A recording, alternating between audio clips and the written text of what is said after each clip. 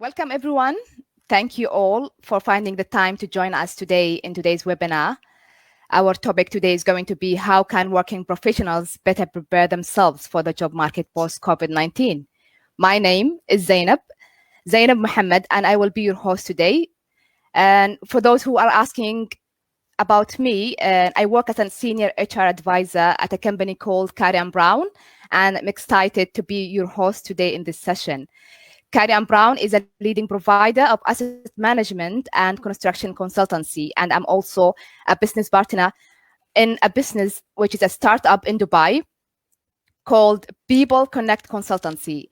At People Connect Consultancy, we provide services for both large organizations and startups across all industries. Our primary focus is on recruitment, nationalization, and HR outsourcing solutions to help businesses dedicate more time towards their core business activities. Let's not forget that I'm an MBA student as well at Westford, currently doing my human resource and organizational psychology and master's degree. Now, hopefully everyone can hear me and can see me as well.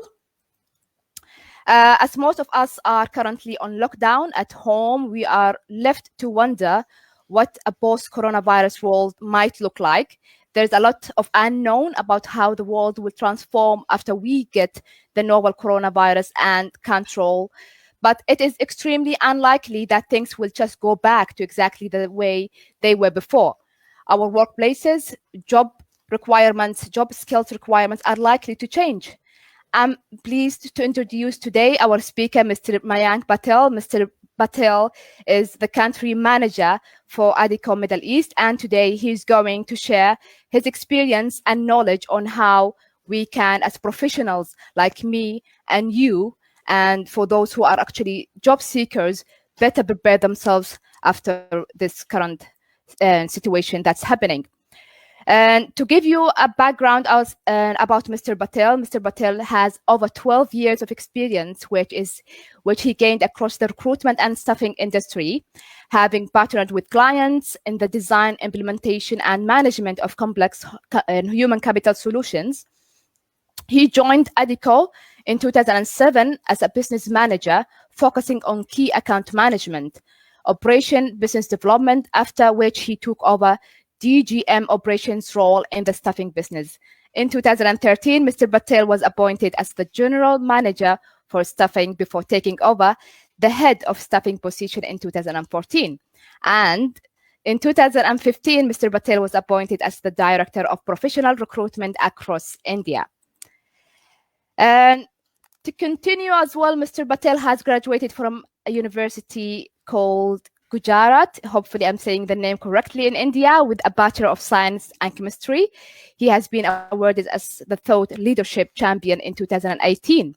And he was also facilitated with the Best Recruiter Award for the staffing industry in India for the past 3 years. In the Middle East, Mr. Patel focuses on implementing our perform, transform, and innovation strategy to strive market leadership positions in all our business areas and drive sustainable growth. Before I hand the mic over to Mr. Patel, and just to give you an overview about housekeeping items to cover as well in this presentation, we will also have a box. I think there's a box on your right where you can drop your questions along as well while Mr. Patel is speaking. Mr. Patel will not be looking at the questions at that stage, so we are expecting you guys just to type your questions, and at the end of this session, we'll have a Q&A part session for all your questions, to answer all your questions. And also, before we start now, we will also have a short video about Mr. Patel's which Mr. Patel shared with us as well. It's about Adecco as well.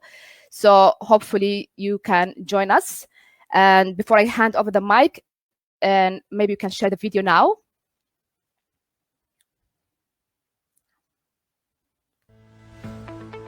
Potential. We believe in it. For people and for business. At the Adecco Group, unlocking potential is at the heart of everything we do. Every day we connect more than a million people with work and more than 100,000 private and public organizations. Workforce solutions, helping them to reach their full potential. The world of work is changing, opening up new possibilities. And with new technology comes not just a demand for new skills, but the chance to learn them. Our mission is to make the future work for everyone, whatever your ambitions. We bring employers and talent together to make the journey to success as invigorating, innovative, and rewarding as possible. We can help you realize your potential in a world that embraces new forms of flexibility, new ways of learning and developing skills. We can take your career to new heights. Whether you're looking for freelance, part-time or full-time work, or whether as a company you need full workforce packages from outsourcing to on-site support. We have the passion and the expertise to deliver wherever you are, whatever your goals. We create cutting-edge workforce management solutions for companies that want the best value from their teams. And we provide strategic planning to give your company the flexibility to adapt your team as the market changes. We started as entrepreneurs, and we're proud to keep that spirit alive as the global leader in our industry. We partner with others to embrace new technology and innovations, and we enable you to do the same. We help organizations and governments around the world prepare and plan for the future world of work. A future that will bring success for companies and candidates alike. We strive to lead by example as a responsible, sustainable and inspiring organization that benefits society. And we're working every day to unleash the unlimited potential of our own people, to perform, to transform and to innovate, so that we remain the world's most admired workforce solutions partner. We've made a commitment to embrace talent and potential in all its diversity. Our different backgrounds, skills, outlooks and abilities are what drive our communities and our economies. At the Adecco Group, we've built our business on the power of potential. For people and for business, and potential for the world of work. As this world changes, we will be there with you every step of the way, making the future work for everyone.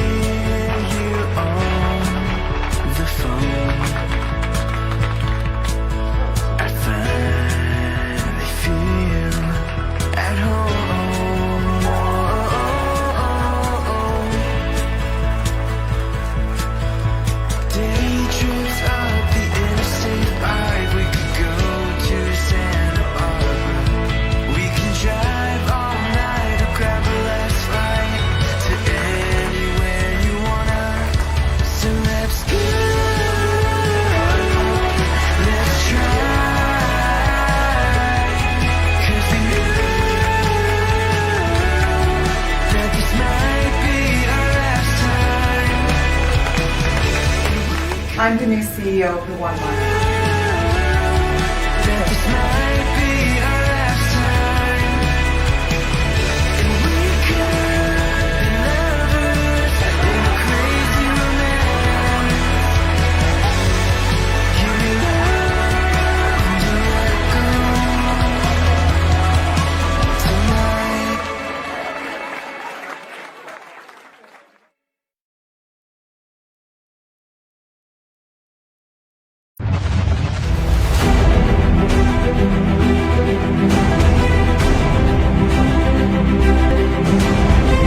It's a way for people to get active, to be engaged in sport, to do something with their team and doing it for a good cause, because we care about young people and we can actually raise money by mobilizing all of our employees and our associates and our clients to come together for this good cause that then actually helps young people on the ground get into work.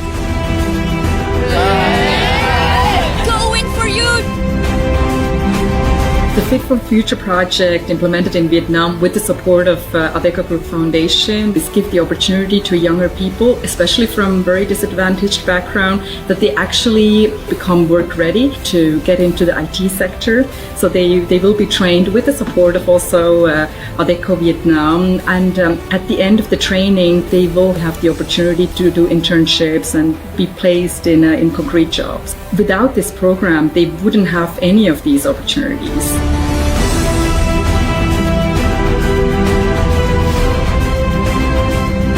Train for Youth has been for me an incredible story.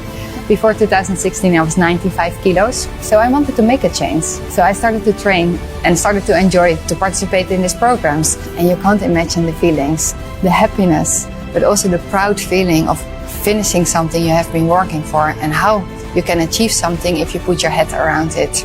You know, if you think you can do it, you can do it.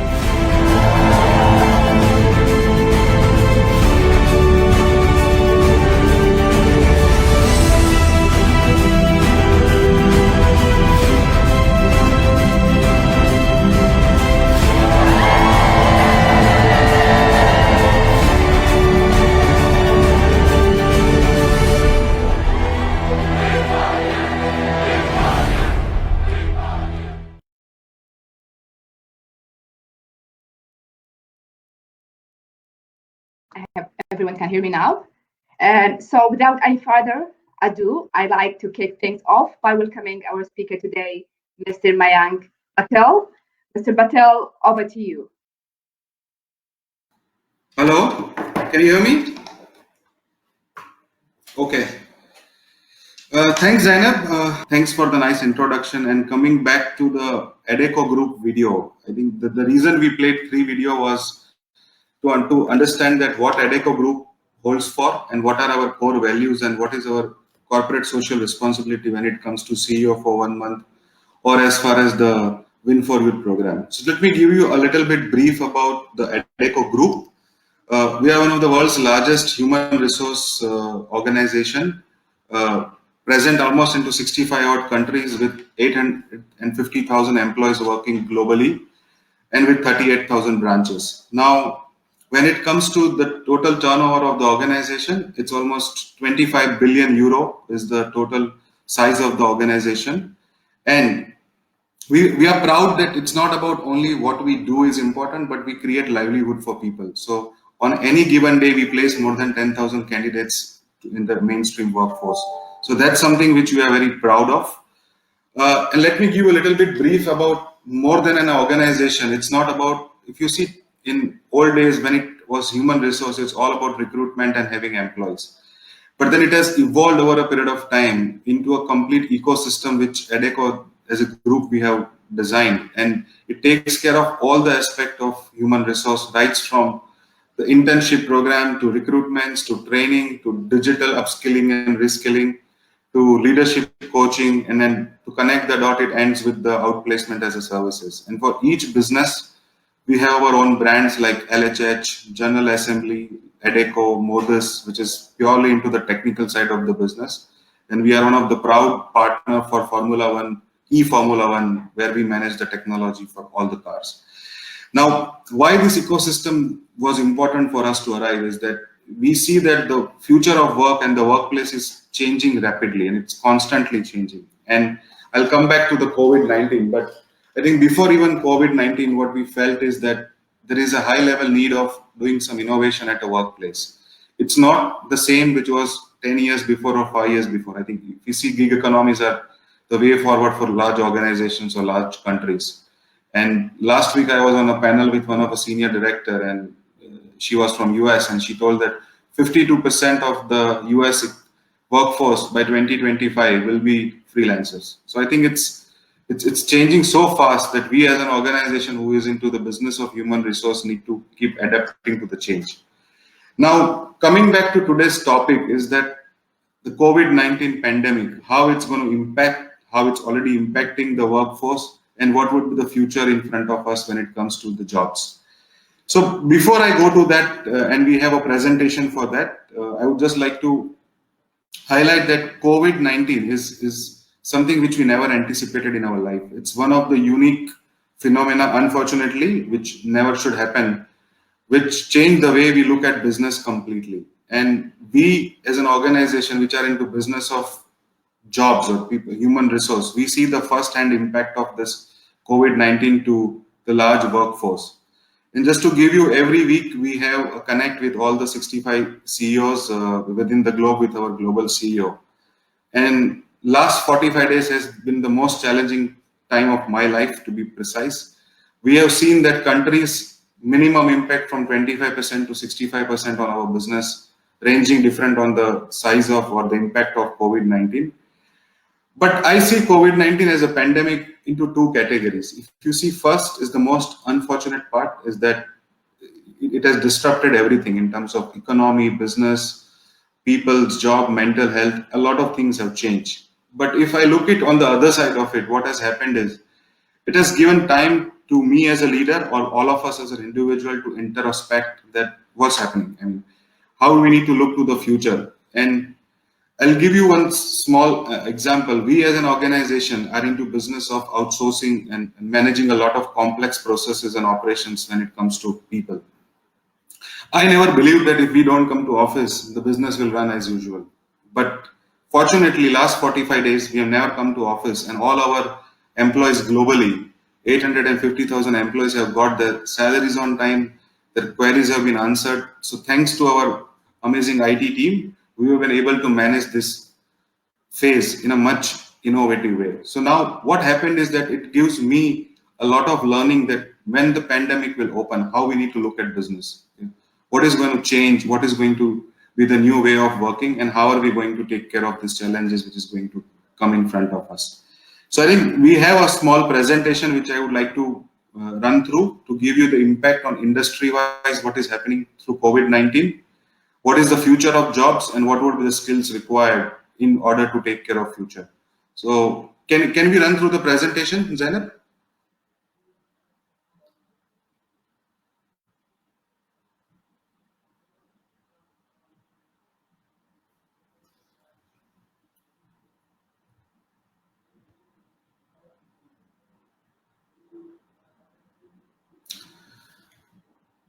Yes, I think if we can go to the third slide. How can, yes, no.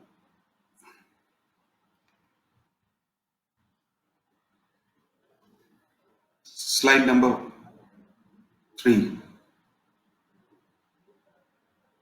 And the next slide. Yes, so if you see, COVID-19 continues to spread a long-term economic consequences within all the industry. Now, the nature of our business allows us to work across all the industries. So we have a fair idea that what is happening in each industry, and this is purely from the data we have industry-wise and how the jobs have been impacted. Now, if we look, COVID has not blessed any industry. Each and every industry has their impact in their own way. But then there are specific industry which also had a positive impact, and there are a lot of industry which has a negative impact. So when it comes to the future of work and what skills will be required in future for jobs, I think it's very important to go through each sector and understand that what is the impact the COVID has created. So I think if you see the first sector, and definitely I think it's aviation. And because of COVID-19, the first industry to hit was aviation industry. And as per the airport authority or the industry pioneers of aviation, there is almost a loss of 113 billion USD into this industry, and almost hundreds and millions of jobs have been at stake. Now, if you look at it, it's not only about those 50,000, 60,000 or a million job which is at risk in this sector, but the spending capacity of those employees who are going to lose the job is going to cascade to multi-industry. They will not spend on hospitality, there will be impact on entertainment, there will be impact on their spending capacity on retail, luxury. So it's interlinked. One industry is creating a devastating effect on the multiple industry. Now, if you look at the second industry, which was the biggest hit because of the COVID-19, was tourism and hospitality. if you see, almost 50 million people are going to risk their jobs because of this COVID-19 situation. Now, what is happening in tourism and hospitality is that even if the lockdown will move on, and which is fortunately it's happening in few of the countries, we see that by mid-May, many of the countries will open up. But there is a fear factor between a lot of countries and a lot of individuals. People do not want to take risks to travels within the countries or outside the countries. So normal tourism or the normal holiday season is not going to be back so early as we anticipate. And at least for whatever data we have, they see a massive impact, almost 69% of reduction into the global tourism in 2020. So now the third industry is automotive. And I think there is one more industry which is linked with automotive, which I'll touch base. But automotive is one of the largest business which Adecco has in Europe and Eastern Europe because of the large manufacturing plants. But all these plants are not operating today. The production has been stopped. 3 reasons: the demand is low, the supply chain has been disrupted in terms of the inventories, and third is that they see that in a near future the demand may not pick up. Now, manufacturing in its own gives employment to thousands of candidates on a day-to-day basis, and we see an impact of 30 to 50,000 temps or associates or resources within our business in last 45 days. So other impact of automotive has come to oil and gas. If you see, the demand has gone down so drastically and oversupply is creating a huge war in the pricing. I think $20 or $21 per barrel for oil was never somebody was dreaming about. I'm a part of the Middle East and MENA region. There is a CEO council, and in December when we met, we were thinking that $35 to $40 should be the minimum expectation we have for this year. But again, one month has changed everything in front of us. There are industries, if you see from a consumer product perspective, e-commerce, yes, e-commerce has the most positive impact in their demand. Everybody is at home. The stores are not operating, malls are closed. So the biggest beneficiary of this was the e-commerce industry. The demand of employment has zoomed up like anything. So 3 of our global largest e-commerce clients, they are expecting us to hire almost 800,000 candidates over a period of next 2 months. Now, is the talent pool available? The answer is yes and no both, because in many countries it's not available as much as the need is. But then definitely those industry had a benefit of disrupting and taking advantage of the situation. And I think it will go for a long term. And many people have thought that many things which was not possible is possible after COVID-19. The other industry which had a very positive impact, and not now, but I think also you'll see in future, is the information technology or the digital arms. All of us, I think, I have never used Zoom or Skype calls so much in my life, which I've used in 45 days. So every day, I think at least 6 to 7 hours is going on all the digital tools. Today, we are connecting through digital tools. If you see Netflix, I've added 15 million subscribers, which never happened in past. The share prices have zoomed up like anything in last 30 days. Now, what will be in store for all this is that there will be a shift which will happen in the skills. There will be a lot of talent which will be required to take care of this demand, which is going to shift from a traditional way of doing business to a more digital way of doing business. And then there is luxury goods, which is impacted because everybody is panicked. There was no spending happening on that. And life sciences. Life sciences has 2 things. I think few of the companies had an advantage in surge of the demand, but few also had a production drop and a supply chain issues, which also has given a negative sales growth for many of the companies. But I think today a lot of them are betting on the COVID-19 vaccine, and whichever company will be successful, I'm sure they will reap the immediate benefit of this success. So if you see this is just a glimpse of the industry, what is happening due to COVID-19. But it's beyond this, the impacts are into many industries which we cannot visibly find out because it's interlinked effects. Okay, if you see real estate and construction, if there is no jobs, if there is a less spend in the market, it's also going to impact those industry, and those industry also employs a lot of people.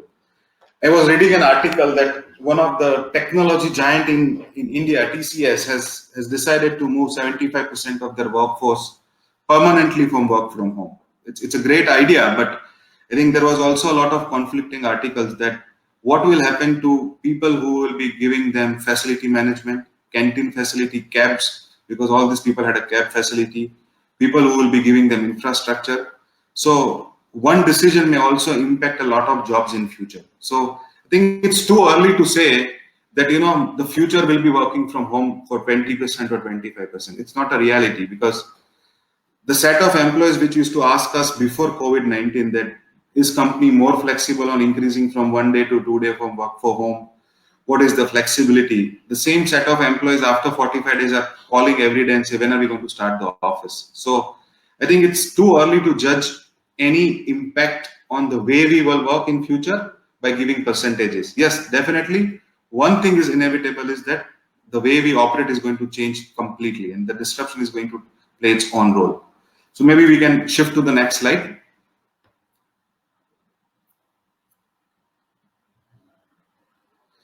Now, the next question is that preparing for the job market post COVID-19. And I think more than the presentation, I would like to categorize this skills into two categories. I think the future talent will have to necessarily have these two kind of skills. One is the non-technical or the non-business skills, which I term it as the soft skills, and the second is the business skills. Now, what happened during COVID-19 is that we have seen not only the employees, but leadership, the top management of the organizations, all of them have gone through a massive stress, I can say, or a massive challenging time. And many organizations have taken various different measures to take care of this challenging time. So what will happen, and what are the organizations going to look forward for the future talent is, I'll first try to touch the softer aspect of the skills. I think there will be three categories of skills which will play a vital role for employment in future. First would be solidarity, which we never thought of one of the skills in employment in ever before COVID-19. Second would be agility, and third would be entrepreneurship. Now, entrepreneurship is always there, but this time it's a little different, and I will elaborate why I mean these three skills are going to play a vital role. The first is about solidarity. Now, most of the time, and I speak to a lot of candidates who are aspiring for jobs or at a middle management, and they come and say, we don't know what is the management doing, we don't know what is the organization doing. But during such pandemic or crisis, the responsibility of sailing an organization through tough time does not only lie with the 10 or 15 executive committee members or the top management of the organization. I feel that to make an organization pass through such a time, or to work together, is a responsibility of each and every employee. So when I talk about solidarity, is that how with tough times or changing times, each and every employee is going to go back to the management, work as a team, and show some measures that it is for a short term, it is for a long term. I'm looking for my long-term career and not a short-term benefit, and is ready to sacrifice some kind of perks, some kind of benefits to put extra efforts, is also a kind of a solidarity. And this skill will play a very vital role in future when the hiring will happen, and a lot of HR directors will vouch for it. Second is about agility.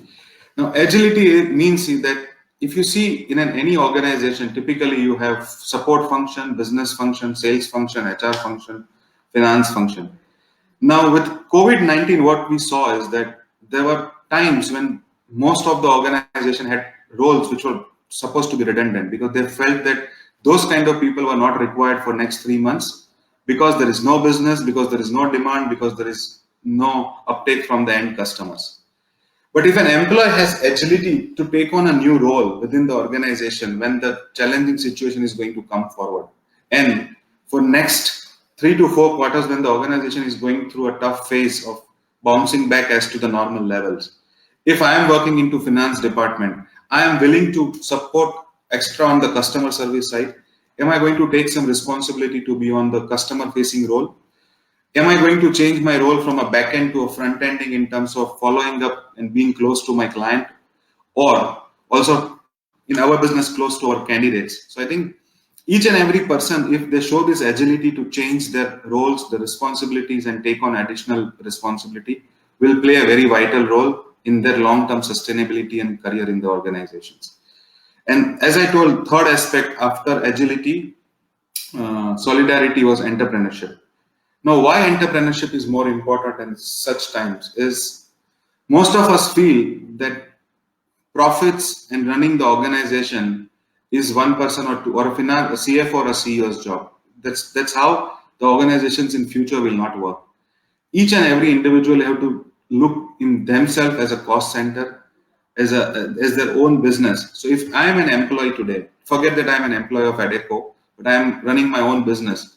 What will I take measures during such pandemic times? What will be my measures to my employee, to my clients, to my suppliers, everybody, and have a human touch into this business. So when you are an entrepreneur, you also don't look at today's situation, you look from 3 years from now. And most of the organization feel that people first, and that's one of the Adecco's core values, people first, is that people will make a lot of difference in long term.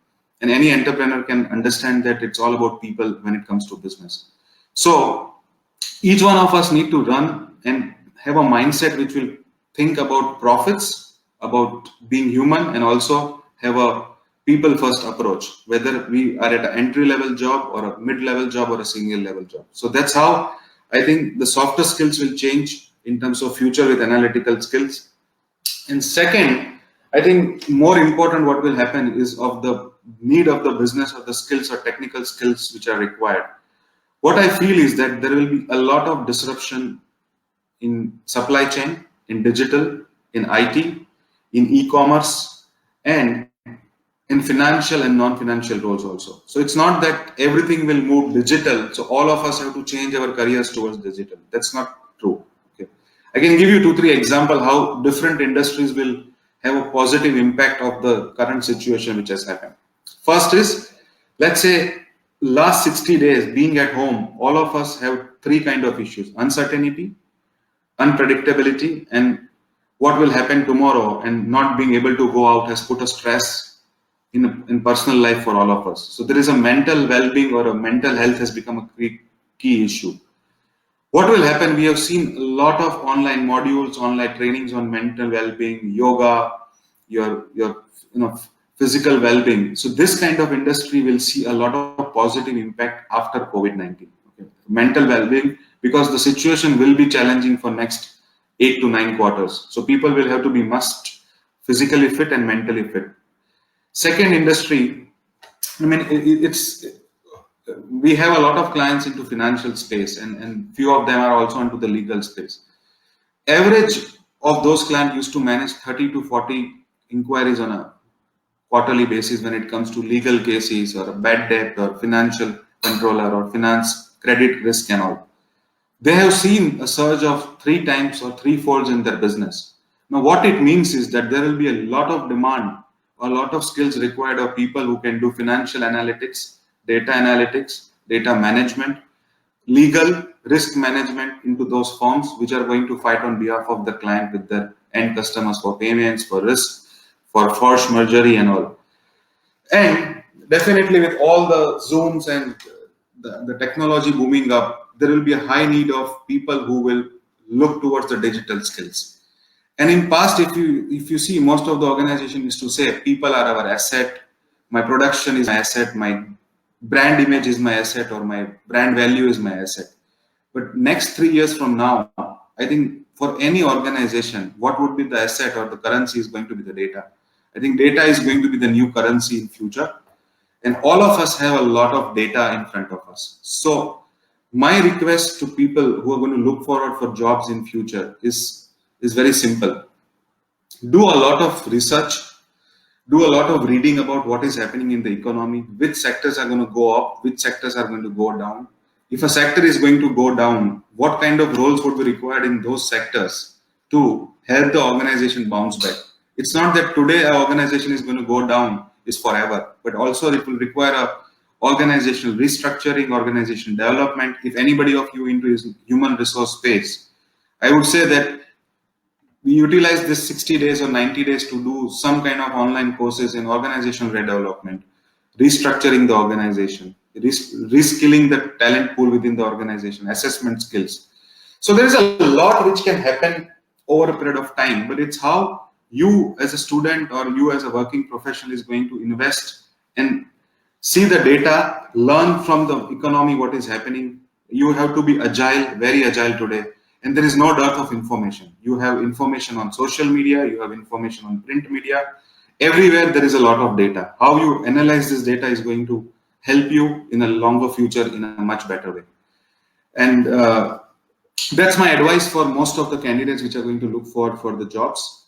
From corporate side, I'll tell you what is going to happen over next 3 to 4 quarters. The demand will be slow, but not in all the sectors. There will be business critical roles. There will be roles which is going to impact the revenues. We'll see the demand. There will be ask from all the employees to do little extra mile efforts to bring back the organization to the next level. And what will happen is that there is a lot of organization will also invest into apprenticeship program or the internship programs to build the new mindset or the new skills which will require for the future.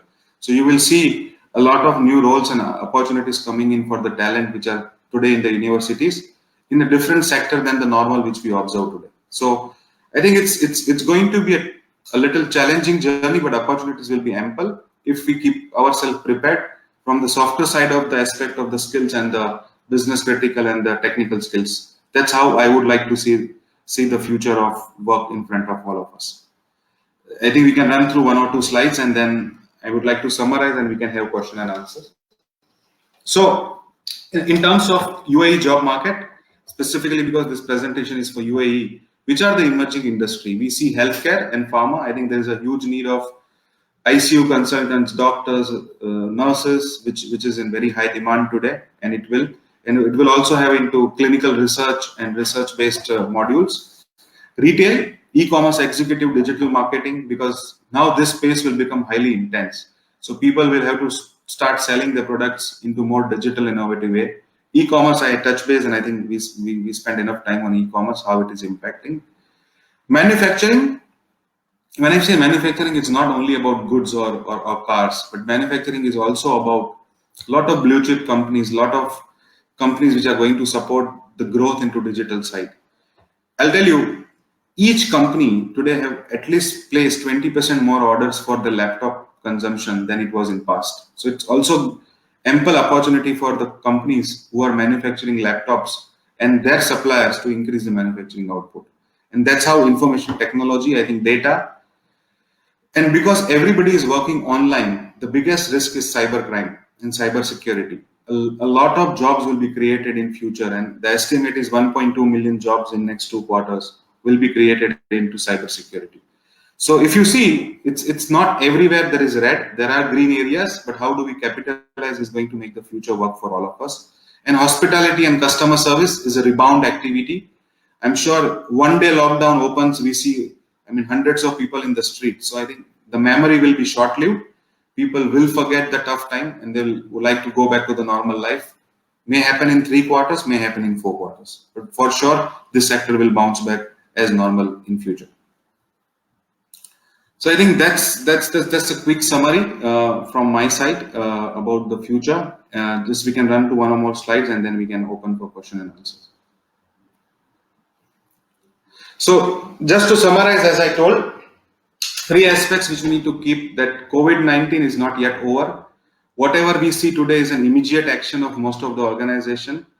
The long-term impacts are going to be little worse than what we can foresee today, but there will be sectors which will grow. There will be opportunities which will come in. How, if I look at my own organization, how I need to re-energize my team or how I need to restructure the team to the emerging sectors is something, a decision I need to take. When I say restructuring does not replace people, but also improving the technical skills for the future skill is very important. So maybe construction may not hire that much people which healthcare will hire or IT will hire. So can we invest into the training of few of our colleagues? Can we make more of the back-end roles to the front-end roles, customer-facing roles? That's how each and every organization will look at it. And for you all who are going to be aspiring for jobs in future, keep 3 things in mind. More than the technical skills, soft skills will play an important role. Keep your skills always ready and take an expertise of one skill. I'll give you an example. If you are a freelancer who is going to work on digital media or digital skills, there will be hundreds of people who will be working on this space. It's not how you're good at digital marketing, But within the digital marketing, you need to pick up one area, whether it is SEO, whether it is PPO, whether it is campaigns, and you need to excel at that one area. If you do that, I think there will be plenty of opportunities which will come in front of us. And we all need to start looking at a very flexible way of working. Full-time jobs, if not due to COVID, but down 5 years will lower down. There will be more flexible jobs and more freelancing opportunities, which will help you to operate anywhere in or any part of the world you want to operate on your terms. And second, utilize all your expertise to grow into your professional career. So I think that's a quick summary, and I thank each one of you to participate in this webinar today. And we can go, Zainab, you can have a summary and we can go through the question and answer. Thank you very much, Mr. Patel. And also, this is, as it's uncertain time at the moment, it's also unpredictable time. It's totally normal for anyone to be anxious and unsettled about the perspective of the job market in the coming weeks. It's impossible for anyone to make a statement with 100% confidence and accuracy and information. As you also said, we are seeing a lot of new trends that's coming up and as well datas. And just to also add my opinion to that, and we are not really sure how long this is going to take. And it could take 1 month, it could take another 6 months or more.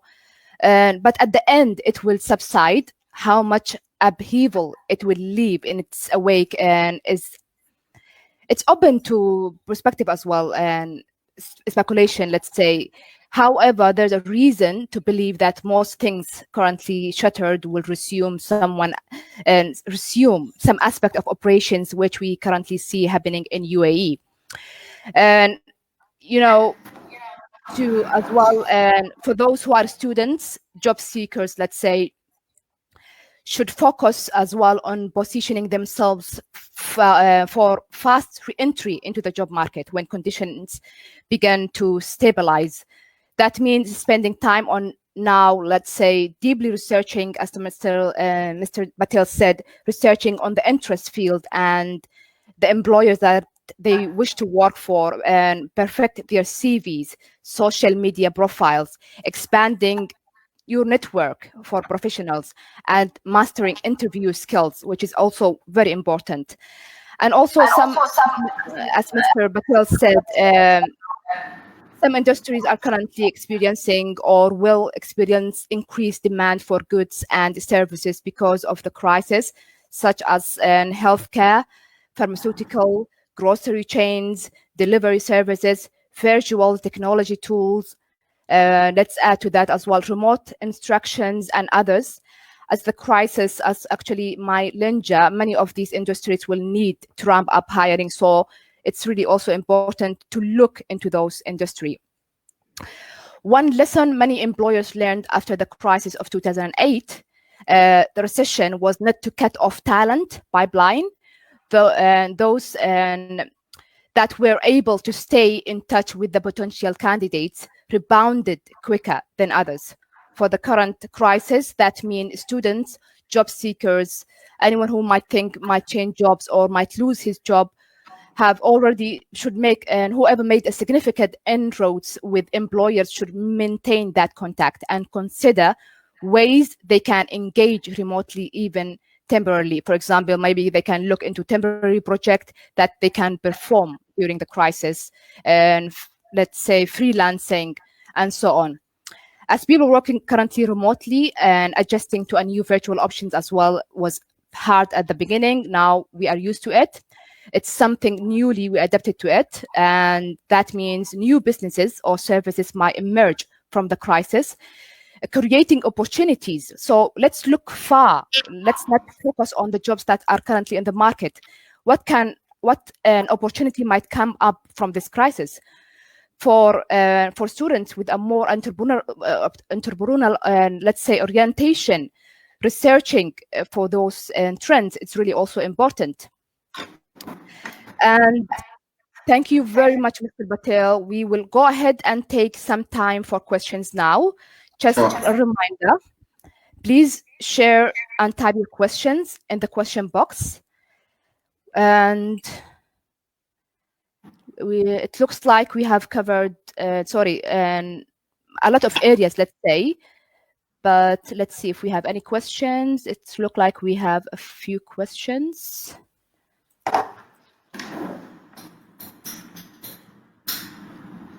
Oh, I can. Yes, a question here from Marsha Domingo from the Facebook. How do you upskill in hospitality? Okay, so I think if you see hospitality is nothing but the customer experience. Okay, and it's in hospitality the key success for any organization is how happy your customers are. So I think today, when economy will open up, each and every, let's say even take a simplest of example of a restaurant chain. Each restaurant will compete with each other in hospitality by enhancing their experience with their customers, okay? Or with the, if you're a chef, then in experiencing in terms of increasing the quality output of your product. But when it comes to customer service or you're in the hospitality sector, there should be some of courses which I can give you. If you can learn an additional language, when you welcome some guest on their own language, it adds a lot of value.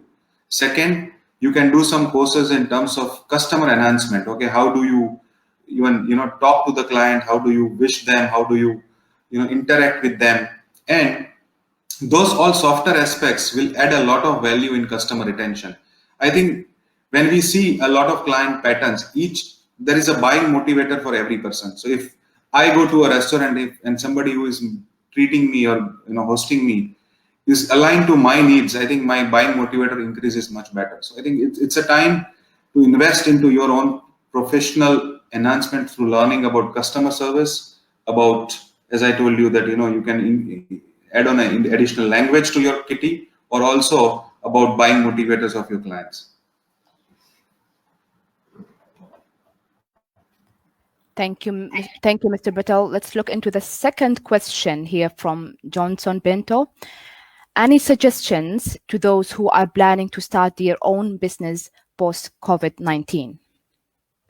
Yeah, I think it's a great question, and my answer would be that there is never a right or a wrong time to start your own business. But I think if you're going to start your business in this challenging time, you need to be careful of 2 or 3 major aspects. One is your cash flow. Okay, that if you're getting into a business which has high credits, then the risk of cash flow getting stuck is going to be very high. So you need to manage your cash flow in a better way. Even if it calls for diluting your margin and improving your cash flow, you should go for it for a certain period of time.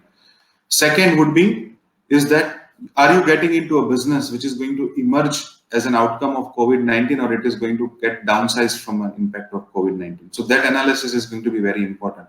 I would not recommend anybody to get into a business in future which is already going to see a downturn because of COVID-19 and in future. And third is be agile and keep your fixed cost on a very lower level. Okay, so if you're building an organization, see which are the most critical roles you would like to keep it as a full-time with you, which are very essential and from a confidentiality point of view. But then there can always be roles which can be used as a freelancers, as a short-term temporary roles and all. So the more you keep your cost structure lower in terms of today's situation and your cash flow better. And the most important aspect would be that when you start a business, any new business is all about experience with your client. That until the time you don't have the customer, no business flourish. So you need to be highly customer centric when you are starting a business. What is that extra edge you are going to provide over your competition is going to make your business successful. So I think for anybody who wants to start business, 3 things: edge over your competition. Number 2, very, very strict control on your cash flow. And third, keeping your fixed cost as low as you can. Thank you. The next question, how do you think banking industry will play a role after the post-COVID-19? The corporate and the retail sales has already shown a major impact during COVID-19. See, yes, I think, okay. Now, banking is not a different industry than any other industry. Okay, banking, if you see banking, they have their clients across the board. They have their clients which are into retail, they have their clients which are into real estate, into IT, everywhere. The risk which banking will foresee is increase of NPS. Okay, maybe if any bank was running at 0.1% can go to 0.2%, which is a risk in front of a bank. But I think there is enough stimulus packages from governments to help banks, to help the corporates to enhance the business. So what I see in a short term is that there will be enough liquidity with the banks to support the economies and the business to overcome the challenges. There will be a little risk of bad debts with the bank, but in a long term, whichever liquidity which they are going to infuse to their client for short term is in terms of, I think, bank guarantees or a bond, which they would like to encash over a longer period of time, and the recovery will happen. So a short term outlook for 2 to 3 quarters will a slight degrowth in terms of the profitability, and then I think there is a better future which I can foresee over a period of next 8 to 9 quarters. All right, and a question from Yash. And what will be the impact of COVID-19 on the IT companies standing on cutting-edge technology like AI and data science? Will the financial hardship of the startup have an impact on the job creation, especially in these domains? So IT, I think, has an advantage and disadvantage both, because if you see IT, will see an upsurge in terms of newer technology. And if you are into an IT organization or a very boutique firm which is selling, as you said, cutting edge technologies, you will always find demand in that. If you are in UAE example, the future will be with people who are going to be associated with data, with artificial intelligence, with cyber security, because when everybody moves to digital, there are a lot of roles which will come up. But there is also an element of risk, is that IT as an industry was heavily dependent on banking. That's where the IT revolution started, banking and telecom, retail, and then there was entertainment and a lot of e-commerce now. So IT is evenly spread. So if you see, the one industry is going to go down, e-commerce is going to boom up. And e-commerce, the entire platform works on technology. Similarly, banks will have more and more transactions which be all digital, which also will impact the growth over IT. So I see that IT may not have that much impact, but yes, today there is a lot of panic and fear because everybody wants to curtail the cost. So there will be a cost pressure for a near term into IT, but the traditional jobs from, let's say, Java or a running skill of SAPs will move towards more of artificial intelligence and niche areas. Okay, so there will be a lot of upsurge in, maybe net number of jobs may not increase or decrease, may remain same, but the category of jobs will change. Okay, the vanilla skills will not exist because a lot of work is happening onto, robotics or RPAs, where you can automate certain kind of jobs which were entry level or which was done by a very basic kind of technology. But to run artificial intelligence and robotics, you require different skills of IT. So you need to upgrade. If I was an IT professional, I will say it's never an end to my learning agility. I need to keep on my certification every quarter, every year, to keep my growth continue in that sector.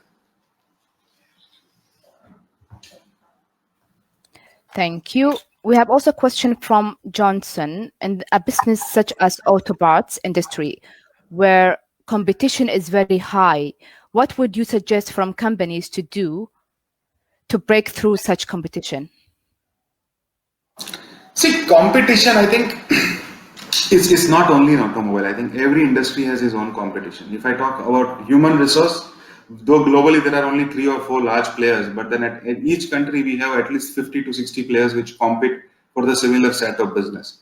I think my suggestion in terms of challenging times within your competition would again go back to basics. You need to clearly have a definite plan. One is that get your people together and explain them that what is our competition and what is my competitive advantage versus the competition. That's one. Second, in a tough economy which is going to be in front of us, or the challenging times, you cannot think of increase of the economy. So if the industry is growing at 2%, you cannot expect to grow by 6% or 7% organically. But what is more important and which will happen is that during such times, very, very small businesses or very small competition may not able to cope up with the financial pressures or the credit risk which is going to come in front of each one of us. Some clients may delay the payment, some clients may not pay. may wipe off some of the small players in the organization. So if I am into a particular sector, or let's say in automotive, the question is from, what is my objective is to increase my market share within the same market. Okay, if I am having 2% of the market share from the overall kitty, my objective should be to increase market share, and that can be done with three things: with really highly motivated and engaged people. Second, customer service. It's not only about the selling product, but what kind of service you give after selling or during the entire process. And third is being very controlled on seeing that what competition is doing. There will be definitely a lot of opportunity for all of us where, and this is not right or wrong in tough economy, but it's the fact of the life that small businesses will collapse and larger businesses will have advantage to overtake this. A small distributor will like to merge with a bigger distributor, and the bigger distributor will increase its market share. That's how the business is going to look for next 1 or 2 years. We have a question from Mohammed. How do you think, what would be your advice for those who lost their jobs during the pandemic to cope up, and how to motivate themselves during the lockdown? I think that you already answered that question, but just to add a little bit to that as well, and how can they cope with this and where they can start? Sure, I think so. First of all, my answer would be that it's very sad, and I think it's very disturbing for an individual to be a victim of the economical pressures. But I think let's also understand from a realistic point that that's the reality of the business today. I think none of the organization would like to reduce people willingly, but then there is always the option between the organization to sustain versus to take some harsh steps. So first point would be take it with a positive stride, that it was inevitable and it happened. Second is that do not put your morale down. I think what happens is that many of the people think that it's the end of the world, and they lose the zeal and the enthusiasm. I think it's one of the part of the journey and not the end of the journey.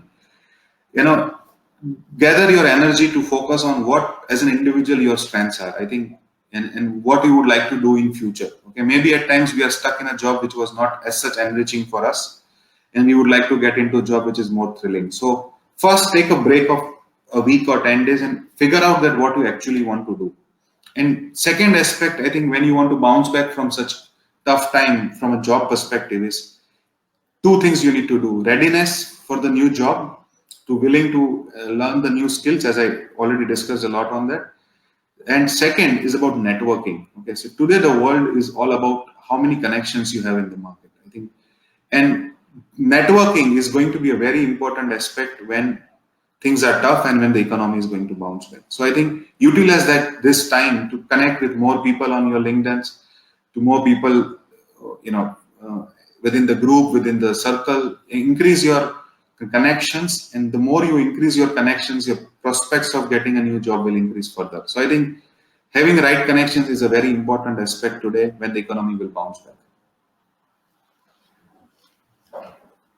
Thank you. We'll have 2 to 3 more questions before we wrap up. We have a question as well. What is the future of the telecommunication sector? That's from Ala. Okay, see, telecommunication is always going to boom, because if everything is going to happen through mobile and through data, I think telecommunication is an industry which will always grow. Okay? So I don't see that telecommunication will always, anytime in the near future will have. See, every industry will have change in their growth patterns. Okay, what growth telecommunication used to have 5 years before may not happen today, because earlier only X percentage of people used to have a mobile handset or a data connection. Today everybody has it. Now many people may not go for a second handset, but many people have 2 handsets today. So I think the pace will decrease, but then in terms of the revenue growth, there will be a lot of opportunities into 5G, into data, into live streaming. And telecommunication companies will also have a lot of revenue share coming from online advertisement on their platforms, with all the apps using the bandwidth. So I think there is a bright future for that. And also companies will also have to invest huge onto the data security and cyber security. So I think these are the roles which will emerge very heavy. Sales roles into telecommunication may saturate, but security and digital and marketing roles will increase a lot. We have another question about the industries, and from Delarge, what will be the condition of the oil and the gas industry after the COVID pandemic as well? Well, so I think it's an interesting question, and though I am not an expert on oil and gas, I can give you my perspective is that what is happening today in oil and gas is, which has never happened. Even during the Great Depression, it never happened. So there is a huge oversupply and the demand is slow. But this demand is not going to be slow always. I think because if you see all the airlines is not operating today, people are at home, the cars are not operating on the roads. So there is definitely going, and manufacturing is shut down. So the intake of oil and gas has drastically gone down, which is creating, and the countries did not agree to cut the output. So OPEC, while they agreed for 10%, but it was again a lot of conflict between the countries, and then there is a war between the shell producing countries versus the non-shell producing countries in oil and gas. But what will happen over a period of time is that oil and gas will continue to be a dominating market for growth, because as an economy rebound, a rebound of economy starts with manufacturing disruption. So I think if any country wants to have a rebound, it is going to be with manufacturing. Services alone cannot take you to the next level. So with the next wave of manufacturing rebound and people going to invest more into manufacturing and digital disruptions and supply chain going to increase, I think it will have its own share of growth and it will continue. But yes, next 3 quarters, I don't see that the rate will bounce back beyond. If we are at a level of 25, 26, it would be an amazing job. Going back to the normal of $50 per barrel, I think it's going to be a long journey, and it will all depend on. See, oil and gas is directly linked with the economy. The faster the economy will improve. If you see, IMF have reduced most of the countries' growth from positive to negative. If you take China or India, from 7 or 6% has come down to 1.5% growth in GDP for 2020. Now, 4-5% swing in economy does not help oil and gas at all. But if you see 2021 forecast, US plans to grow by 7%, Europe by 6%, India by 7%, China by 9%. If these are the trends, then definitely the first industry which will have a positive impact will be oil and gas. We'll have one last question from Sayed.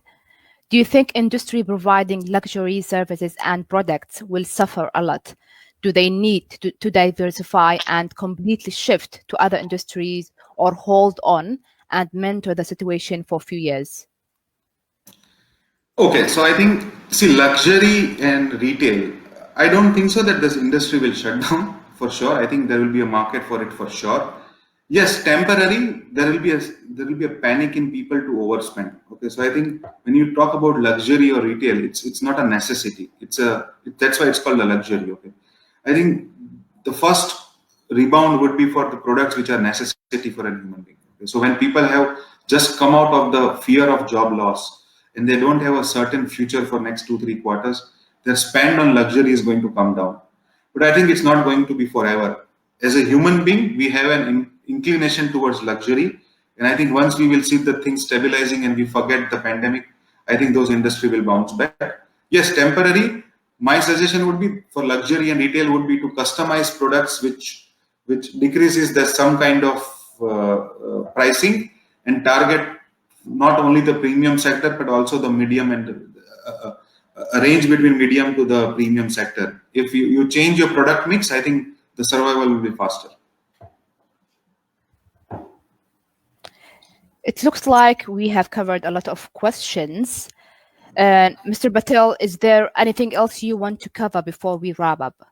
No, I think it was, for me, it was a pleasure to be on this webinar and to discuss with all of you. So just from my side, from a concluding statement would be that jobs is an aspect which drives all the economy. And I think we are in a sector which provides jobs to people. So even if you join an organization tomorrow, as an employee, don't think that learning is a responsibility of an organization. What I feel is learning is a responsibility of an individual. if you keep learning and if you keep evolving, I don't think so you need to fear any pandemics in your future. That's my advice to all of us. Thank you so much, and thank you very much, everyone. We appreciate you being here today. Thanks again for joining us for today's webinar, and see you all next time. Have a great day ahead and stay safe. Thank you, Mr. Patel, again.